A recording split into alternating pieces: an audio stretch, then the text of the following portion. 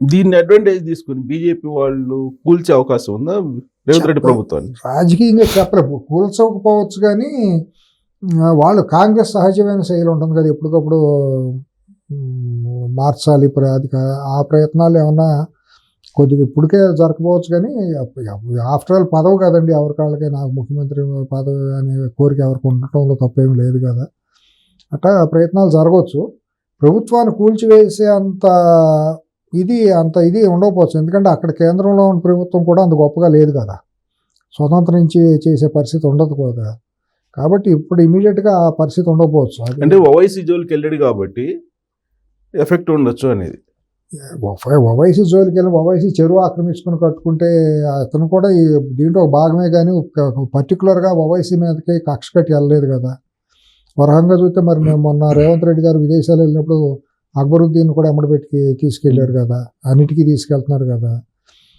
మరి ఇవాళ ఒక రకంగా చూస్తే బీజేపీకి ఎంత ఆత్మీయుడో ఓవైసీ వాళ్ళ కాంగ్రెస్ పార్టీ, తెలంగాణ కాంగ్రెస్ పార్టీ కూడా అంతే ఆత్మీయుడిగా గమనించాల్సి వస్తుంది కదా.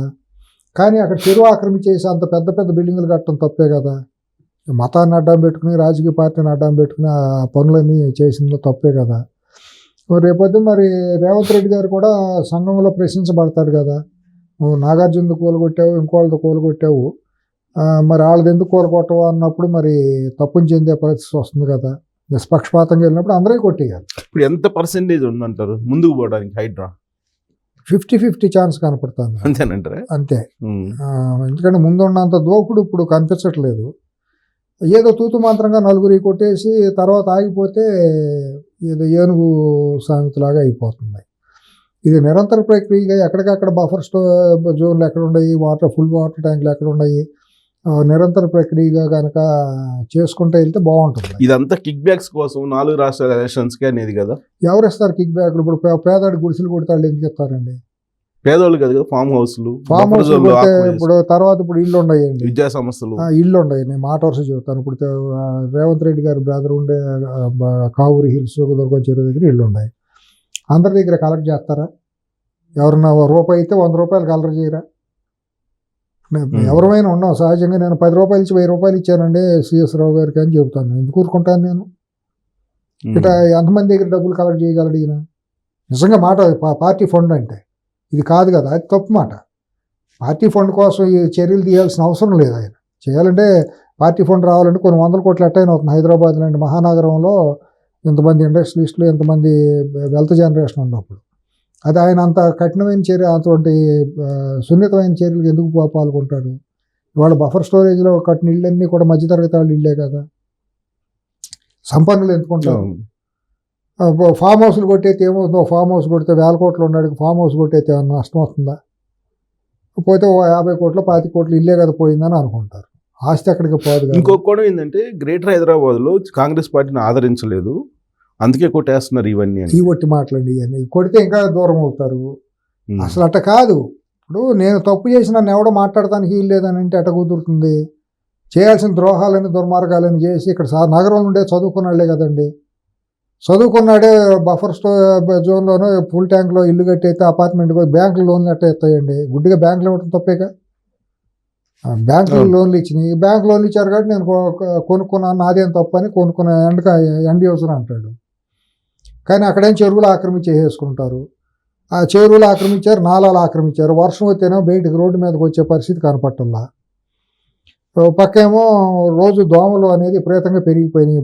మురుగును ఇదంతా కూడా ఎప్పటికప్పుడు వర్షం వచ్చినప్పుడు ఈ చెత్త చెదారం డ్రైన్స్ సరిగ్గా లేకపోవటం మూలాన, చెరువులు కూడా పూడిపోవటం మూలాన చెత్త చెదారం దాంట్లో పడిపోయి చిన్నపాటి కుంటలో పడిపోయి అక్కడ దోమలు విపరీతంగా విజృంభించేస్తున్నాయి. శానిటేషన్ దెబ్బతింటుంది. మరి ఏంటి చేయకపోతేనేమో ప్రభుత్వం వచ్చింది ఏం చేసింది సింగనాథం అని అంటారు. చేస్తుంటేనేమో మౌలికమైన చర్యలు పూనుకుంటేనేమో అడ్డుపడతారు. ఇది ఎట్లా చేస్తారు ప్రభుత్వాలు మాత్రం? ఇప్పుడు అల్టిమేట్గా ఏంటంటే గండిపేటకి పెట్టారు. ఇప్పుడు రేవంత్ రెడ్డి ఏం చేసినా కానీ దాన్ని ఏదో ఒక రకంగా చంద్రబాబు నాయుడు లింకప్ చేస్తున్నారు. ఇప్పుడు గండిపేటలో ఎన్టీఆర్ మోడల్ స్కూల్ ఉంది, మరి దాని సంగతి ఏంది అని అడుగుతున్నారు అందరూ. ఉంటే బఫర్ స్టోరీ దానికి అతీతులేం కాదు కదా, ఇవాళ కాదు 30 ఏళ్ళ నుంచి కదా గండిపేట తెలుగు విజయం కట్టినప్పటి నుంచి ఉంది. అది రామారావు గారి కదా త్రిపులోని జీవో పెట్టింది. FTLలో ఉంటే కొట్టేయాల్సిందే, దాని మొహమాటం ఏముంది? అది ఎన్టీఆర్ ట్రస్ట్ అయినా లేకపోతే ఇంకోటి అయినా తెలుగు విజయం అయినా ఇంకోటి ఎవరిదైనా సరే ఆడ ఎంపీ జితేందర్ రెడ్డి గారిది కూడా దరిదాపుగా పక్కనే అవును. ఉంటాయి. చాలామంది ఉండే చిలుకూరు వెళ్తే మొత్తం ఈ చివరి నుంచి ఆ చివరి దాకా వెళ్తే ఇప్పుడు అక్కడ కొన్ని రిసార్ట్స్లో ఉన్నాయి. ఆ రిసార్ట్స్లో కొంతమంది ఐఏఎస్లు ఐపీఎస్లు మాజీ జడ్జిలు కూడా అక్కడ ఇల్లు కట్టుకుని ఉంటున్నారు. మరి ఎన్ని కూడా ఎఫ్టీఏలో అయితే కొట్టాల్సిందే, బఫర్లో వస్తే. కానీ 111లో వచ్చిన వైలేషన్ అయితే మాత్రం అవి అతీతులేం కాదు. 111లో 10% మాత్రమే కట్టుకోవాలి. ఉన్న ఏరియాలో 10% మాత్రమే ఇల్లు కన్స్ట్రక్షన్ చేసుకోవాలి. అవి కాకుండా వైలేషన్ చేస్తే అవి వాళ్ళు కూడా ఏమీ అతీతులేం కాదు కదా. సో పొలిటికల్గా రేవంత్ రెడ్డికి ఇది డిజాస్టర్ స్టెప్ అవుతుందా, లేదంటే ఇది ఫెచ్చింగ్ అవుతుందా రాబోయే రోజుల్లో? దూకుడుగా ముందుకెళ్తే మాత్రం ఆయన చరిత్రలో నిలబడిపోతాడు. చాలా గొప్ప సాహసమైన నిర్ణయమే ఇది, దాంట్లో ఎటువంటి సందేహం లేదు. భారతదేశంలోనే ఒక గొప్ప చారిత్రకమైన స్టెప్ అవుతుంది. నిజంగా మొత్తం కొట్టేసేసి కనుక బ్యూటిఫికేషన్ చేస్తానండి. ఎందుకంటే మూసీ నది మీరు చూశారు కదా, మీరు 25 ఏళ్ళు హైదరాబాద్ వచ్చి. హైదరాబాద్ 25 ఏళ్లలో ఎంత పూడ్చుకుపోయిందండి. ఆ చుట్టూ ఉండేవాళ్ళందరూ కానీ కొన్ని వేల ఇల్లు కొట్టేయాల్సి వస్తుంది. కొట్టేయాలి. ఎవరు దానికి పెట్టింది?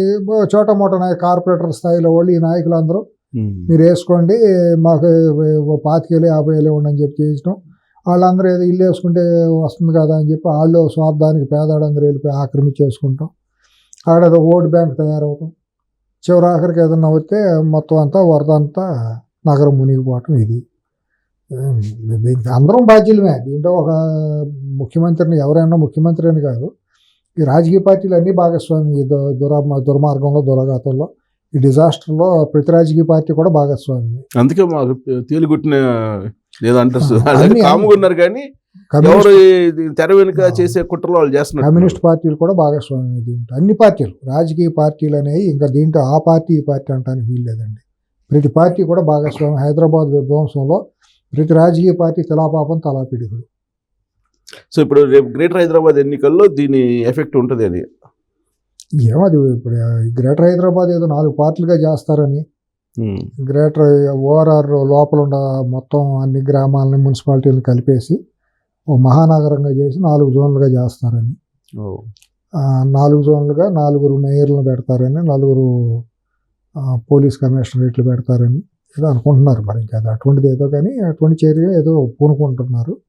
అప్పుడు చుట్టుపక్కల అన్నీ కలిసి వచ్చినప్పుడు అప్పుడు రాజకీయ సమీకరణలు ఎట్లా ఉంటాయి ఏంటి అనేది ఇప్పుడే మనం ముందుగానే అంచనా వేయలేమనుకోండి. ఆ రోజు ఉండే ఇష్యూస్ని బట్టి మనుషులు కూడా ఇవాళ నుంచి ఆలోచించుకుంటే ఓటు వేయరండి. తీసుకునే చర్యలు ఇంకా చాలా టైం ఉంది కదా. ఈ మధ్య ఢిల్లీ వెళ్ళి వచ్చాడు రేవంత్ రెడ్డి. వెళ్ళి వచ్చిన తర్వాతనే కొంచెం స్లో అయ్యాడు హైడ్రా విషయంలో అనేది, అది నమ్ముతారా? అండ్ కొంతమంది వెళ్ళి అక్కడ కంప్లైంట్ ఇచ్చారు. పల్లం రాజు గారు వెళ్ళి అక్కడ కంప్లైంట్ ఇచ్చారు అనేది మనకు బయట పత్రికలో వచ్చిన వార్త, ఒక పత్రికలో వచ్చిన వార్త. కేవీపీ కూడా ఉన్నారు, ఆయన కూడా ఉన్నారని, ఆయన కూడా గెస్ట్ హౌస్లో అవన్నీ ఉన్నాయి. మరి దానికి కూడా కాంగ్రెస్ పార్టీ మరి ఒకవేళ అడ్డుకుంటే మాత్రం కాంగ్రెస్ పార్టీ తను పోయి తను తవ్వుకున్నట్టే అధిష్టానం. ఇటువంటి వాటికి ఎట్లా ఎంటర్టైన్ చేస్తారు వాళ్ళందరూ కూడాను. ఇప్పుడు నీకు మనం ఒకటండి సిఎస్ గారు, మనకు సంపద పెరిగిన తర్వాత, మన సంఘంలో పెరిగిన తర్వాత మనం ఒక ఆదర్శంగా ఉండలేకపోవచ్చు, కానీ ఆదర్శంగా అనే పెద్ద మాటలు మాట్లాడవద్దు, కానీ బాధ్యతగా మాత్రం ఉండాలి. ఇప్పుడు 100,000 కోట్లు సంపాదించుకున్నాక వెళ్ళిపోయి అక్కడ త్రిభువన్ జీవులు ఇల్లు కట్టేసేసి అది కూలగొట్టదండం అమానుషం, అనాగరికం కాదండి. అందుకంటే దుర్మార్గం ఏముంటుంది? నువ్వు ఎందుకు కట్టాలి? నీకు అసలు అంత చట్ట వ్యతిరేకంగా ఎందుకు కట్టాలి? నువ్వే ముందు ఆ మార్గదర్శనం నేనే కొట్టేస్తానని చెప్తే కాంగ్రెస్ పార్టీ విలువ పెంచిన వాళ్ళు అవుతారు కదా వీళ్ళందరూ. పైకి అయితే చెప్తున్నారు, మరి వాలంటీర్గా వచ్చామండి, మేము చేసాం, తప్పు అయిపోయింది, పొరపాటు అయింది, నేను కొట్టేస్తున్నానని వీళ్ళు అందరూ వచ్చి వాలంటీర్ డిమాలిషన్ చేయించుకున్నారు అనుకోండి, అవతల ప్రభుత్వం ప్రతిపక్షం నోరెత్తేది ఉండదు, పార్టీ క్రెడిట్ కూడా పెరుగుతుంది. రేవంత్ రెడ్డికి పెరగకపోవచ్చు, కాంగ్రెస్ పార్టీ పట్ల ప్రజల్లో పెరుగుతుంది కదా. కాంగ్రెస్ పార్టీలో రేవంత్ రెడ్డి అని ఆయన ఒక్కడే కాదు కదా, అందరిదే కదా. ఆయన ప్రైవేట్ పార్టీ కాదు కదా, కాంగ్రెస్ అనే జాతీయ పార్టీ. రేవంత్ రెడ్డి గారు అంటే కొన్ని వేల మంది ఉంటారు, వెళ్తారు, రేపు కొత్త వాళ్ళు వస్తూ ఉంటారు, వెళ్తారు. ఎంతమందిని చూడాలి చరిత్రలో కాంగ్రెస్ పార్టీ. ఇవాళ ఆ క్రెడిట్ రేవంత్ రెడ్డికి వస్తుంది, మేము ఎందుకు రానివ్వాలని మాట్లాడితే వాళ్ళు రేపు మునిగిపోయే పడవలు వాళ్ళు భాగస్వామ్యం అవుతారు. సో జన్వాడ ఫామ్ హౌస్ జోలికి వెళ్తారంటారు? వెళ్ళాలి. మరి ఒకవేళ చట్ట వ్యతిరేకంగా ఉంటే మాత్రం 100% కొట్టి తీరాల్సింది. దాంట్లో కొట్టకపోతే ఈయనకి మైనస్ అవుతుంది. అసలు టార్గెట్ అది దానికోసం హైడ్రా పెట్టాల్సినంత అవసరం ఏముందండి? పెట్టేసి ఎంత ఇప్పుడు మాట మాట్లాడితే ఒకవేళ ఆయన చేసిన స్టెప్ వెనక్కి వెళ్ళింది అనుకోండి, నాగార్జున కొట్టేసి వెళ్ళింది అనుకోండి, రేపొద్దున వీళ్ళే బీఆర్ఎస్ వాళ్ళే మొదలెడతారు. ఆంధ్ర ఓడిది కాబట్టి కొట్టేశారు, అని చెప్పి ఒక సెంటిమెంట్ వీళ్ళే కావాలని లేదు, కమ్మోడిది కాబట్టి కొట్టేశారని ఒక బలమైన వర్గమే వాళ్ళు తెలంగాణలో కమ్మోళ్ళు కూడా బలమైన వర్గం, అవును. బలమైన సామాజిక వర్గం. అవును. వీళ్ళే కావాలని ఒక సెంటిమెంట్ రెచ్చగొట్టి ఇంకా తెలుగుదేశం సారీ ఇంకా బీఆర్ఎస్లో కొంతమంది కమ్మాళ్ళు ఇంకా ఉన్నారు కదా సానుభూతి పరులుగా, వాళ్ళ ద్వారా ఈ ప్రచారం మొదలెట్టారు అనుకోండి.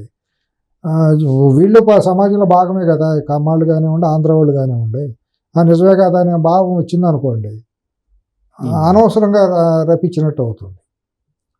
ఇదేంటంటే కులానికి మతానికి ప్రాంతానికి సంబంధం లేదు. ఈ డిమాలిషన్ చేయటంలో ఎటువంటి కుల సంఘాలకే ప్రమేయం లేదు. తప్పులు చేసిందంటే కుల సంఘాలపై ఎట్టా వస్తాయి, ఆక్రమించిందంటే కులాలు ఎట్టా ఉంటాయి, ఆంధ్ర రాయలసీమ తెలంగాణ ప్రాంతాలతో సంబంధం ఏంటి అసలు? ఆ అవకాశాలు తావు ఇవ్వకుండా రేవంత్ రెడ్డి గారు ముందుకెళ్తే బాగుంటుంది. Right sir, thank you very much. Revanth Reddy ముందుకెళ్తారా లేదా చూద్దాం, చూడాలి పులి మీద నుంచి ఎట్టా దిగుతారు.